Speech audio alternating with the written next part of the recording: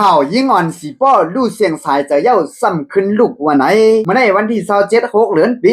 2526น้องพวยลิ้นอายุได้12 ขวบอยู่เหนือเสียงสีป้อจึงได้ปะท้องสับดังเปลี่ยนปังกีอำนั้นปุ่มเยอะเจ็บแกนหรือแห้งเจอเสลู่เสียงกลางเหนือเมื่อวันที่18 เดือนปี2526ไหนอยู่ดีก้นโฮมเฮือนน้องพวยลิ้นลาดในหนังไหนน้องพวยลิ้นในข้างโหไข่โหจี้กลางค่ำเมื่อในวันที่17 เดือนปี2526นั้นเสียวแลยามกลางเหนือเมื่อในวันที่18 เดือนปี2526นั้นง่ายเหมือนก้นลู่เสียงสายใจกว่าแลถึงที่ก้นที่เฮือนยืนยันว่าและลู่เสียงอาสาสายใจกว่าเย้าในเสคือห่างแหนแต่ได้ป้นขับตัวอยู่ก็ซ้ำขึ้นตื่นมาขึ้นวันไหนหน้าน้องพวยลิ้นลาตีจุ่มเข่าผู้ใดฮอกว่าต่อถึงวันที่19กลางวันเย้าตั้งขึ้นหูตัวมาพอได้ห่างแหนเสได้ป้นขับตัวมานางเย้าพอเฮียนคูเย้าค่อยว่ามันนางตายลืมก้วยกะไปตั้นในพวกไรหอตีตัวมันนางหนังเก่าเพื่อว่ามันหูตัวมาก่อครูมันจะในแต่เอากว่าเปียดเสียวค่อยว่าร้อยข้อร้อยจุลาดนี่หนังไหนน้องพวยลิ้นในเป็นดูยิ่งลุงป้าปลายขินอยู่วันกอกแตงถึงน้องก็จีเวงสีป้อจึงได้ประห้องมานั้นสตังเป็นปังกีมาเจเมื่ออายุถึงมี6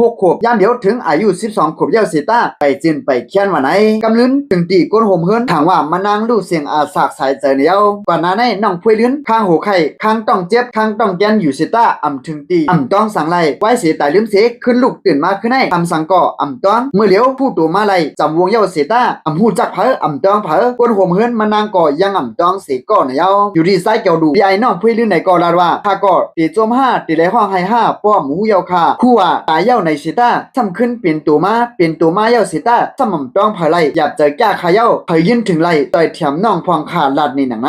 น้องพวยลิ้นไหนตั้งเต็มมือจับตั้งเปลี่ยนปุ่มไก่ปุ่มเหยื่อมาในเสเที่ยงเดือดหน้าเหลืองไอเที่ยงเดือดกูเลือนแลยาก็ไล่ปันกินกูวันช่างว่าเผยหู้ไล่ยินจอมเย้าเผยกับ10ติดต่อจอยเถียมปันเสกำไหนอยู่ดีพี่น้องจำเจอก็1 ล้านเน็ตเที่ยงหนังไหนพี่ไอ้น้องพวยลิ้น10 ลาดเที่ยงว่าปอดังเฮือนเฮาขาก็เลี้ยงพ้นเลี้ยนเน็ตได้ปอดีจางหู้ไล่เงาไล่ตีเฮือนขึ้นดันส่งเสียงก็จังทอมส่งดีก่อนนั่นไล่ทำใจเตะขาเย้ามังปอกปอไข่ห้องไห้ขาเย้ากับ10 กันหยับหน้าลาดนี้หนังไหนแต่ได้จอยเถียมไล่น้องพวยลิ้นให้กับ10ต้องถามผู้ย่อยมันไล่ดีนางหมวยก็เบียนหน้าน้องพวยลิ้นตีหมายโฟน0967135364แลใจเกี่ยวลูกก็เป็นปีไอน้องพวยลิ้นกับ10ไล่ดีหมายโฟน0807634744ไล่กำสื่อแนวกว่าหน้าเพียงการหยันซึก1027ตันเต้งูห่อเฮินมานางยามเอากว่ายศยาดีพงอย่าลงลาเชียวไว้เสในเจเวงลาเชียวมีบางตึกบางซึกบางเสือเฮาแห้งเย้าพงอย่าเจนั้นก็ปั่นการไล่เซียนตาสายตั้งก็ถาห่างกว่ามาไล่เหมือนกูบอกแลจังไล่ขาดทักตอนมันกว่านะเย้าเอาค่ะข้อมูลข่าวเงาหัวในก็อยู่ที่ข้องข่าวผู้เดียวเขารายงานนี่ไว้หนังไหนคะพี่น้องได้ก็ได้เสียเขามีตัวทบตาหำซึ่งอยู่ในก็จะเริ่มปั่นไว้ตาหำถึงข้อมูลมันไว้ดังแต่วิดีโอหัวในเสียมกะนั้นก็โทรกว่าจอบถามลาดนี้ไล่หัวย่อยเลยตีหมายพ้นหนังในข่าวหัวในเลยค่ะมาสูงดังหมดตังเสียงค่ะ